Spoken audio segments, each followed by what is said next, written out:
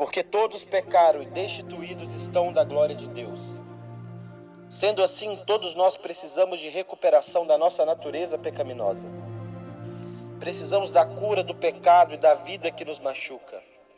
Precisamos fazer as pazes com a nossa história, mudar hábitos e comportamentos para deixar de ser ferido.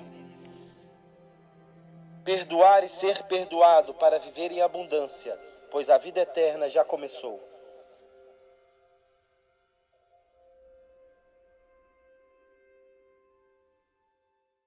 A gente começa essa nova série que é justamente sobre levando a sério o que eu sinto. E isso é muito importante porque a gente vai olhar as causas de coisas que a gente sente.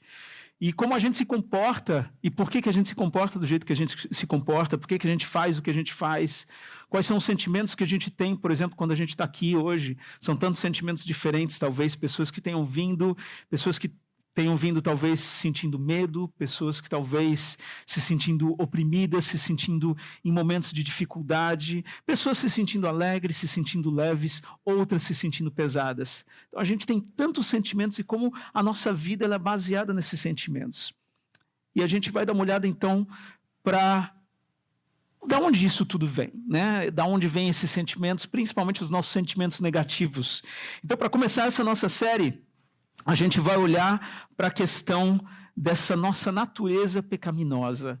E talvez comece até de uma forma um pouco pesada, porque quando a gente fala em pecado hoje, se você não está acostumado do ambiente de igreja, não sei se você está aqui pela primeira vez, talvez, mas para quem não está acostumado com o ambiente de igreja, para quem não está acostumado com a Bíblia, quando fala de pecado, é quase um pecado falar de pecado fora do contexto de igreja. Porque é uma palavra meio que proibida, é uma palavra meio que ela é pesada demais, ela envolve muita coisa, ela envolve o que muitas pessoas vão colocar como a culpa. Então, se ela envolve culpa, a gente não deve nem estar falando sobre esse tipo de coisa. Então, sim, essa é uma palavra complicada. Muitas pessoas se simpatizam com a prática, na verdade. A prática do pecado, muitas pessoas se simpatizam, né? Então, por exemplo, a gente vê na nossa cultura a questão do Frank Miller, ele criou uma comic book, né, chamada Sin City, né, a cidade do pecado. E depois, inclusive, isso foi posteriormente virou um filme, e a gente tem algumas cidades no mundo que são conhecidas como Sin City, né? Uma delas, por exemplo, é a cidade de Amsterdã. Então, eu não sei quem já esteve em Amsterdã, mas Amsterdã tem aquela famosa zona da luz vermelha, né? Então tem um bairro, um local ali que é conhecido por essa questão de ser a Sin City, de ser a questão da liberdade, de você faz o que quer, você pode ser quem você é. Mas o que a gente pode ver e o que a Bíblia vai nos mostrar é que isso acaba sendo uma grande armadilha. E a gente vai falar um pouquinho sobre isso e a gente vai ver um pouco sobre essa questão do pecado. E por que falar do pecado? Por que quando a gente fala sobre a questão do que a gente sente, por que a gente tem que passar pelo pecado? Porque todo mal começa, na verdade, no que eu sinto. Todo mal começa no pecado. Tudo que eu sinto de negativo, na verdade, ele tem o quê? Ele tem a raiz no pecado. Então, sim, pecado é algo fundamental para a gente poder conversar. A minha natureza pecaminosa, ela traz à flor da pele, ela traz para as minhas emoções, ela traz para os meus pensamentos coisas que eu não deveria pensar e que eu não deveria sentir. Então, sim, é muito importante a gente começar falando do pecado. E a gente lembra que o pecado, ele entra no mundo pelo desejo de independência, pelo desejo de autonomia. Quando a gente tem Adão e Eva, que eles estão lá no paraíso, eles têm esse desejo de autonomia, eles querem viver algo diferente. E aí, esse desejo de serem autônomos, eles aí então se desconectam da vontade de Deus e passam então a valorizar mais o que eles pensam e o que eles desejam e o que eles querem. Então sim, por causa do pecado, entra em nossas vidas essas problemáticas todas que nós vivemos, entra no mundo essa problemática toda. Mas o que a gente ouve muito por aí são pessoas, principalmente quando a gente está vendo artistas sendo entrevistados, é muito comum a gente ouvir a galera dizendo, olha, você tem algum arrependimento na vida? Não, eu não me arrependo de nada. E se você fosse mudar alguma coisa, você mudaria? Não, eu não mudaria nada, porque eu sou quem eu sou hoje por causa do que eu passei. Mas eu sempre penso, como que eu não me arrependo de nada? Sim, eu sou quem eu sou hoje por causa do que eu passei. Mas eu não poderia ter feito escolhas melhores? Eu não poderia, de repente, ter ferido menos pessoas? Porque quando eu falo que eu não me arrependo de nada e que eu não mudaria nada, isso quer dizer que, inclusive, as pessoas que eu feri, quando eu errei, eu continuaria fazendo aquilo. E no nosso caso, ainda que a gente tem essa crença de que a nossa vida ela é para louvor de Deus, então isso é mais forte ainda. Porque claro que eu mudaria. Às vezes que eu ofendi a Deus com o meu pecado, eu me arrependo disso. Se eu pudesse mudar, eu mudaria. Se eu pudesse ter agido diferente, eu agiria. Por isso que agora eu olho para frente com outros olhos, sabendo que Ele é tudo para mim. E sabendo que o que eu menos quero é ofendê-lo. E o que eu mais quero é viver completamente para Ele.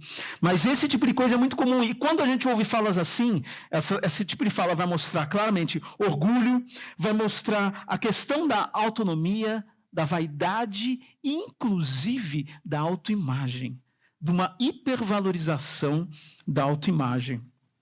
E aí, o que eu queria que a gente lembrasse é que o pecado, então, ele não está somente em nossas ações, mas as nossas ações pecaminosas, elas são fruto de um coração que ainda é controlado por nós mesmos. O que nós precisamos é perder o controle da nossa vida. O que a gente realmente precisa, quando a gente entende quem Deus é e quem nós somos, o que nós precisamos é perder o controle da nossa vida e deixar que quem entende controle as nossas vidas. Quem tem controlado a tua vida, a minha vida? Quem tem controlado as nossas vontades? Quem tem controlado os nossos sentimentos? Existe uma inscrição, né? Havia uma frase inscrita na entrada do templo de Apolo, na Grécia, que ficou muito conhecida, que era "Conhece-te a ti mesmo". Então, essa frase diz que ela estava inscrita lá nesse templo de Delfos, Apolo, lá na Grécia, e depois, inclusive, essa frase foi atribuída a Sócrates. Conhece-te a ti mesmo. E é algo muito interessante, porque sim, nós precisamos nos conhecer, a gente precisa se entender melhor. Porque a partir do momento que a gente se entende melhor, a gente pode saber como lidar com os nossos problemas e como lidar com as nossas expectativas, como a gente trata as outras pessoas e tantas outras coisas. Então, isso é fundamental. Mas, ao mesmo tempo, eu queria lembrar que tem um teólogo holandês, que é o Anthony Hoekema. É um cara que eu acho fenomenal, ele tem algumas ideias, na minha opinião, geniais, e uma dessas ideias é quando ele vai falar da questão da dupla perversão. E ele vai citar essa questão da dupla perversão da autoimagem. Olha só o que ele diz. Por ocasião da queda, então a queda do ser humano para o pecado, por ocasião da queda, ocorreu uma dupla perversão da autoimagem. Em primeiro lugar, a queda foi precedida por uma excessiva elevação da autoimagem do homem. Ele está dizendo aqui, ele vai falar dessa primeira perversão da autoimagem. Que o que acontece? A queda ela foi precedida, então, antes da queda, houve essa excessiva elevação da autoimagem do ser humano. Quando? Aí ele vai citar aqui. Adão e Eva queriam ser maiores do que Deus. O capítulo de Gênesis 3, que é onde vai tratar da queda, vai expor um pouco mais disso. Então, o que acontece? Adão e Eva, eles queriam ser, né? Diz que eles queriam ter o mesmo conhecimento de Deus, então eles desobedecem a ordem clara de Deus para não comer da árvore do conhecimento do bem e do mal. Dessa forma, agindo dessa forma, querendo ser iguais a Deus, na verdade eles desejam ser maiores do que Deus, ele vai argumentar. Por quê? Porque eles tomam em suas próprias mãos a decisão quanto ao que era certo e errado. Então agora, Deus, o justo juiz, ele não passa a ter a voz que dita, ele não passa a ter a voz maior, mas a voz deles é a maior. E o desejo deles era o quê? Era comer. Então eles foram lá, comeram para quê? Para ter o conhecimento que Deus tinha. Então eles tiveram essa perversão, essa primeira perversão da autoimagem, pensando excessivamente mais do que eles deveriam pensar acerca de si mesmos. E aí, o Anthony Huckman, ele vai mostrar a outra perversão. Então, lembra que ele falou da dupla perversão? O outro lado é, depois que o pecado foi cometido, então agora, posterior ao pecado, ocorreu a segunda perversão da autoimagem. Dessa vez, em sentido descendente. A primeira é o sentido ascendente, onde a minha autoimagem ela é projetada muito mais do que deveria. No segundo, o sentido descendente, que é o quê? Que depois que eles comem do fruto, depois que Deus vai de encontro a eles sentem o quê? Vergonha. Vergonha. É a autoimagem deteriorizada, então, nesse momento. A autoimagem deles se tornou negativa. Então, a gente vê essa briga entre uma supervalorização da autoimagem e uma desvalorização da autoimagem. E eu arrisco dizer que a gente geralmente vai estar caindo para um lado ou para o outro. E que uma das nossas missões é como é que a gente encontra o equilíbrio. E a gente parece que está sempre ou se valorizando demais, se supervalorizando, ou então se desvalorizando. E os nossos sentimentos, eles falam sobre isso claramente. E o que a gente vê, a proposta da Bíblia, a proposta do nosso Deus é um pouco diferente. É diferente do que o conhece-te a ti mesmo. A proposta de Deus é, me conheça para se conhecer. Isso eu acho lindo, maravilhoso. Porque para que a gente se conheça, o que a gente precisa, primeiramente, é conhecer quem? O nosso Criador. Ele é o Criador. Ele é esse grande criativo, esse grande artista. Ele é tudo. Ele é o caminho, ele é a verdade, ele é a vida. Jesus disse, eu sou a videira. Ele começa dizendo quem ele é. Eu sou a videira. Vós sois os ramos. Eu sou a videira, vocês são os ramos. E o pai quem é? O agricultor, o lavrador. O pai é o cuidador. Então é isso que ele fala. Então nós precisamos primeiramente conhecer a ele, conhecer a Deus, para que a gente possa se conhecer mais. E para que inclusive a gente possa entender mais o que a gente sente ou o que a gente deixa de sentir. Como os nossos sentimentos são tantas vezes enganosos e como eles nos atrapalham. Então, um dos versos que foi lido aqui do Salmo 142 no início foi, o verso 4, procuro alguém que venha me ajudar, o salmista dizendo, mas ninguém sequer lembra que eu existo. Olha só, o sentimento tão forte do salmista. As pessoas nem sequer lembram que eu existo. É interessante, né? É muito interessante a gente pensar que hoje, que ao longo da história, quantas pessoas já leram isso que o salmista escreveu? Olha só o que a vida dele pôde deixar e o que o clamor da vida dele pôde deixar. Algo que foi visto por um número incontável de pessoas ao longo da história. E aqui, nesse momento, o que ele estava era lá, no fundo do poço, onde ele estava completamente sozinho. Ele estava no vale e ele disse, ninguém sequer lembra que eu existo. Não tem onde me abrigar, ninguém se importa com o que acontece comigo. Quantas vezes não é assim que a gente pensa? Ninguém se importa com o que acontece comigo. Eu estou só e ninguém se importa. Ninguém sabe o que está dentro de mim, ninguém sabe minhas batalhas, ninguém sabe a problemática da minha vida. São tantas vezes que a gente se sente dessa forma, mas o que a gente precisa se lembrar é quem Ele é. Nós cantamos sobre esse ousado amor de Deus. Um amor ousado, um amor que extrapola qualquer coisa que a gente possa pensar e imaginar, porque Ele vem atrás de nós. Deus, o próprio Deus, é aquele que o salmista diz no Salmo 40, esperei pacientemente, com uma confiança paciente no Senhor, e Ele se inclinou. Ele é o Deus que se inclina para nós, Ele é o Deus que nos abraça, Ele é o Deus que nos valoriza, Ele é o Deus que não pensa de nós menos do que nós somos. Ele sabe exatamente quem nós somos, porque a nossa imagem parte dele, a nossa identidade parte dele. Isso é tão lindo para a gente pensar. E a gente vai refletir aqui basicamente em dois textos. Um texto de Romanos capítulo 5, eu vou pedir para você abrir. Eu estou usando a NVT, nova versão transformadora. Então, Romanos capítulo 5, versos...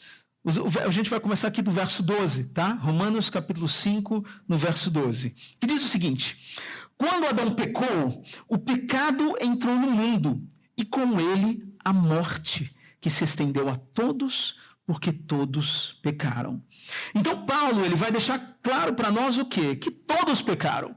Essa é a realidade da nossa vida. Então vem a morte entra através desse pecado e todos hoje somos pecadores, todos nós somos culpados. Se nós somos pecadores, nós somos infratores. Então, sim, nós erramos, nós somos culpados. E é interessante, eu vou lembrar aqui do Bernardo Shaw, que vai dizer no seu livro O Enredo da Salvação, ele diz o seguinte: embora sejamos os seres mais sublimes entre as criaturas da terra, somos também os maiores responsáveis pela decadência do cosmo.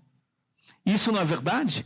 Quando a gente vê tanta destruição, tantos maltratos, em relação a tudo, em relação à natureza, em relação ao nosso próximo, a forma como a gente se porta, por exemplo, com pessoas que a gente conhece, seja da forma como for, às vezes por um olhar, às vezes pelo que a gente fala, ou pelo que nós não falamos, são tantas as coisas que nós fazemos para a decadência do nosso cosmo, para a decadência do nosso próximo, para a decadência de tudo que acontece, do reino animal, do reino vegetal, tudo é afetado por nós.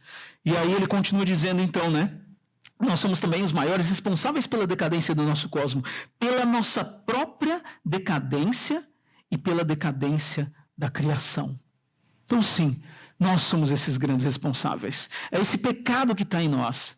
É isso que Paulo vai dizer aqui nesse verso 12 do capítulo 5 de Romanos. Ele diz, olha, o pecado entrou através aqui de Adão, e o pecado está em nós. Todos nós somos pecadores. Então, todos nós precisamos de uma salvação. Todos nós precisamos de uma libertação. E aí, aqui, ele continua dizendo, no verso 15, ele vai dizer o seguinte, mas, e essa é a notícia interessante, quando vem mas, depois de tanta, de uma notícia tão difícil, mas há uma grande diferença entre o pecado de Adão e a dádiva de Deus. Pois o pecado de um único homem trouxe morte para muitos.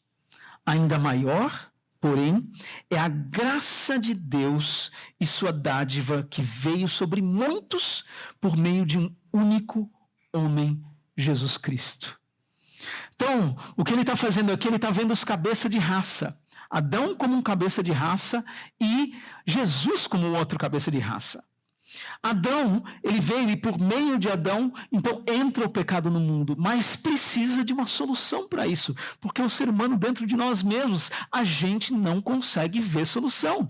A gente vai continuar com sentimentos extremamente negativos, extremamente distorcidos em relação a nós mesmos, em relação ao nosso próximo, em relação a tudo que existe, a natureza e tudo que existe, inclusive em relação ao próprio Criador.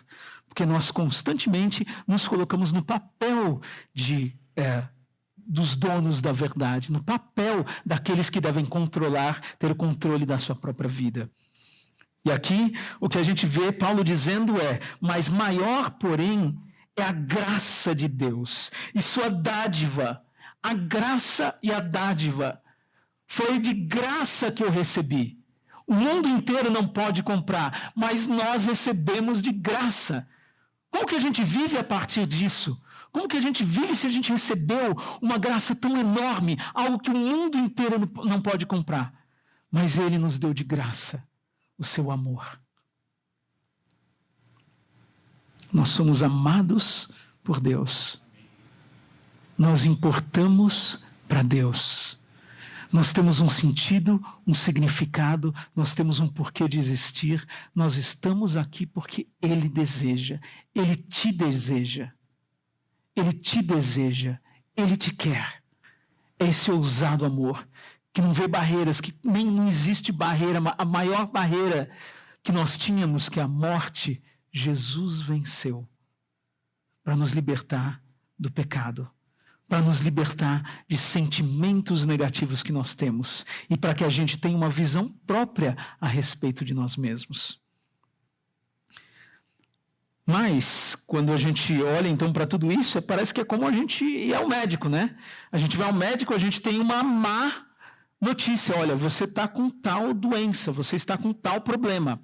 Mas um bom médico vai indicar também uma boa solução. E por isso que a gente fala que ele é o médico dos médicos, porque ele nos dá a solução. Vocês têm um problema. O que a Bíblia nos fala, e o que o Paulo está falando aqui para nós é sim, vocês têm um problema. Um problema é o pecado. E vocês não têm como fugir disso sozinhos. Mas existe uma solução. E essa solução é externa a vocês. Essa solução é muito maior do que qualquer um poderia prover. Somente o próprio Deus pode prover essa solução. Jesus é a solução para o problema do pecado. Jesus é a solução para o que nós temos, para a forma errada que a gente pensa, sente e age. Jesus é a solução. Ele é a graça, ele é a dádiva. E quando a gente pensa no pecado, a gente fala, pecado é o que é, né? Todo mundo já ouviu essa frase. Pecar é errar o alvo. Mas se pecar é errar o alvo, é falhar, errar o alvo, qual é o alvo, então? Isso eu acho que é uma pergunta fundamental e eu queria que a gente vai voltar para o capítulo 5, mas só tem um pequeno texto aqui que eu acho interessante de 1 Coríntios, capítulo 9. Então, se você puder abrir, 1 Coríntios, capítulo 9, versos 24 a 27, que diz o seguinte, 1 Coríntios 9, 24 a 27. Vocês não sabem que numa corrida todos competem, mas apenas um ganha o prêmio? Portanto, corram para vencer. O atleta precisa ser disciplinado sob todos os aspectos. Ele se esforça para ganhar um prêmio perecível. Nós, porém, o fazemos para ganhar um prêmio eterno. Por isso não corro sem objetivo, nem luto como quem dá golpes no ar. Disciplino o meu corpo como um atleta. Eu ia falar como um artista. Interessante também. Mas disciplino o meu corpo como um atleta, treinando-o para fazer o que deve, de modo que, depois de ter pregado a outros, eu mesmo não seja desqualificado. E aqui, então, o que Paulo apresenta é a corrida, o vencedor e o prêmio. Então, sim, existe essa corrida pelas nossas vidas, essa corrida das nossas vidas. Nós estamos em corrida, nós estamos em movimento. A partir do momento que a gente nasce, a gente está em movimento. A partir do momento que a gente nasce, a gente já tem algo para nos direcionar para quem nós devemos ser no futuro, ou para o que nós desejamos ser no futuro. A gente vai procurando isso cada vez mais. Quanto mais a gente cresce, mais as responsabilidades vão crescendo e vão estar mostrando. Você tem que procurar um caminho para a sua vida. Você tem que ter um sentido. Para que você está aqui? O que você quer fazer aqui? O que você quer viver? E o que a gente vê aqui, verso 24, que vai dizer o quê? Que Paulo vai falar então sobre esse apenas um ganha o prêmio. Mas como apenas um ganha o prêmio, se são todos nós? Então a gente tem que lembrar que o prêmio, só quem vence é Jesus. Ele vence esse prêmio, Jesus derrota a morte e mostra o amor verdadeiro e mostra a vida eterna. Só há vencedor na vida em Jesus. Quem não está em Jesus pode ter conseguido alcançar as maiores coisas aqui, no nosso tempo terrestre, mas a morte vai ser a última palavra. Você quer que a morte seja a última palavra da tua vida? Se nós não estivermos em Jesus, o único vencedor, a morte vai ser a última palavra. A morte é a vencedora. Agora, quando nós estamos em Jesus, nós sabemos que então agora a gente tem uma vitória sobre o pecado, uma vitória sobre a maior das inimigas, que é a morte. Agora a gente tem um caminho para o prêmio eterno. Esse prêmio eterno quem é? Esse prêmio é o próprio Deus, que vai ser a sua presença entre nós. Ele é o nosso prêmio e ele vai nos dar como prêmio, ele é a fonte da vida. Nós temos o que quando estamos nele? Vida eterna. Vida, o que mais nos importa. Pecado traz morte, o que Paulo está dizendo o tempo todo. O pecado traz a morte, mas existe uma vida. E essa vida, ela só está em Jesus. O pecado vai trazer a morte, mas existe a esperança, existe essa vida que ela está em Jesus. Agora, o que é necessário? Paulo vai falar aqui sobre essa disciplina. Eu, como um atleta, então, eu me disciplino. O que é disciplinar? Quer dizer, então, que a gente vai conseguir a salvação por nós mesmos? Obviamente que não. A gente entende claramente que Jesus é a dádiva de Deus, Jesus é a graça que Deus nos deu. Então, Ele é quem vence. O que nós precisamos é crer e permanecer nele. Agora, como crer e permanecer nele? Parece que essa tem sido uma grande dificuldade de tantos e tantos cristãos, porque parece que às vezes a gente se reúne e a gente está junto e quando a gente sai, a gente age de formas que a gente não deveria, a gente não faz o que a gente deveria fazer e parece que a gente coloca os pés pelas mãos. E tem coisas que vêm, parece que realmente tomando as nossas vidas. Mas aqui Paulo fala, inclusive, do objetivo. Existe um objetivo claro nessa corrida. Existe um prêmio, um vencedor, uma corrida, um objetivo claro. Então, que a gente possa ter esse objetivo claro, de conhecer. Para a gente ter esse objetivo claro e a gente poder correr, a gente precisa conhecer os nossos obstáculos, as nossas dificuldades.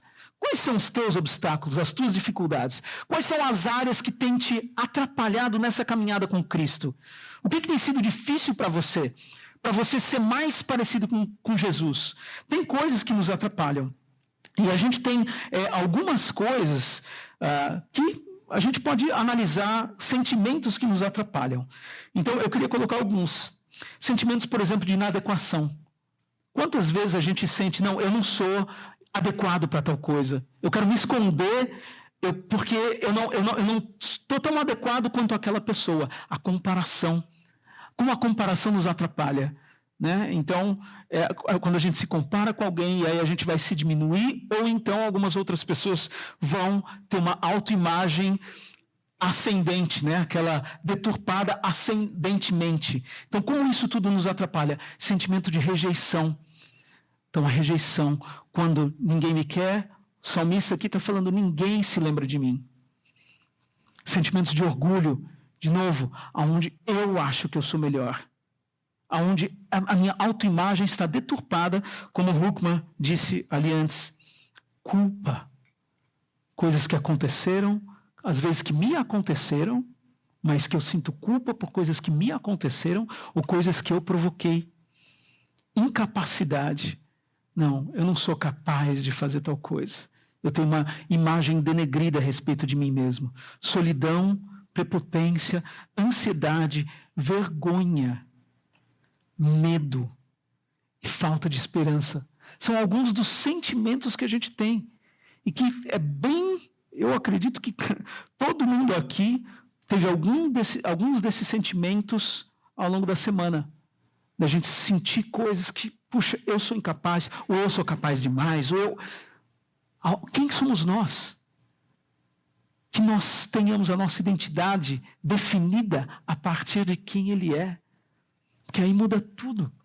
Quando a gente entende quem Ele é, como a gente entende como que a gente deve se ver, que a gente não deve acreditar mais nas mentiras que são ditas por aí, mas a gente precisa acreditar na verdade. E Ele é a verdade. Então precisamos entender o que diz Deus a respeito de nós. Voltando para Romanos 5, já para a gente caminhar para o que Deus quer de nós. Romanos 5, no verso 8, vai dizer o seguinte: mas Deus nos prova seu grande amor ao enviar Cristo para morrer por nós, quando ainda éramos pecadores. Sim, então Ele prova o seu grande amor para enviar Cristo para morrer por nós quando ainda éramos pecadores. A gente ainda tendo esse monte de coisa, essa guerra interior que a gente tem dentro de nós.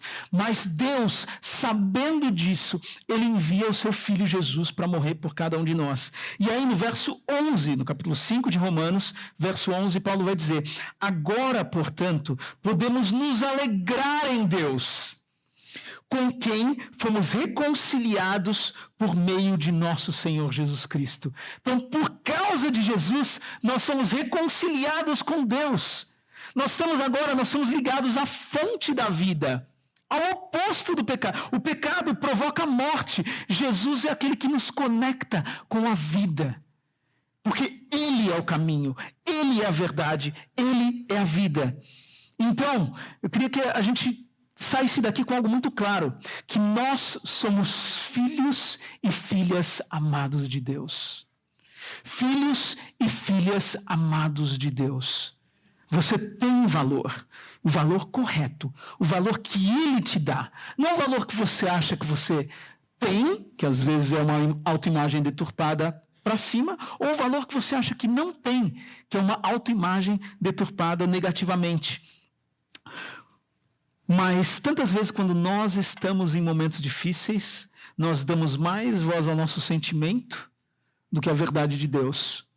Então, esses dias eu estava conversando com uma pessoa e essa pessoa estava comentando sobre algo difícil que aconteceu, algo familiar difícil que aconteceu, e que alguém ligado muito fortemente a toda a situação, que era alguém que era uma pessoa fiel, uma pessoa que estava sempre com Deus, mas a pessoa simplesmente ela abandonou a fé.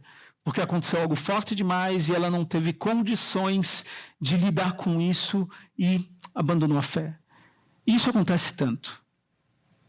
Isso acontece direto, quando os nossos sentimentos falam mais alto. Então, por eu me decepcionar, porque eu pedi algo para Deus, mas Deus não deu na hora que eu queria, na hora que eu achava que deveria ter. Não, mas eu já esperei tanto, tanto tempo. A espera nunca é demais. Nunca. Porque o salmista diz, eu esperei pacientemente, esperei com confiança, e ele se inclinou para mim. Ele tem esse movimento de se inclinar no momento que ele deseja. Então, que quando a gente estiver em momentos difíceis, que a gente saiba quem a gente é. Filhos e filhas amados de Deus, amados a tal ponto de Jesus morrer por nós, de Deus enviar o seu Filho maravilhoso, Deus, o homem encarnado, Jesus, morrendo por nós. Anthony Huckman ainda vai dizer o seguinte: a vida cristã não envolve apenas crer em algo a respeito de Cristo, mas também crer em algo sobre nós mesmos. É a nossa identidade. Nossa fé em Cristo deve incluir o crer que somos exatamente o que a Bíblia diz que somos. Você não é nem um pouco menos e nem um pouco mais. Você é exatamente o que Deus diz que você é. Eu sou exatamente o que Deus diz que eu sou. A autoimagem cristã significa vermos a nós mesmos à luz da graciosa obra de Deus de perdão e renovação. Essa obra de perdão e renovação do transgressor, do culpado que nós somos, dos pecadores serem perdoados. Porque Ele vem até nós, Ele estende a sua mão maravilhosa, Ele nos abraça e nos envolve.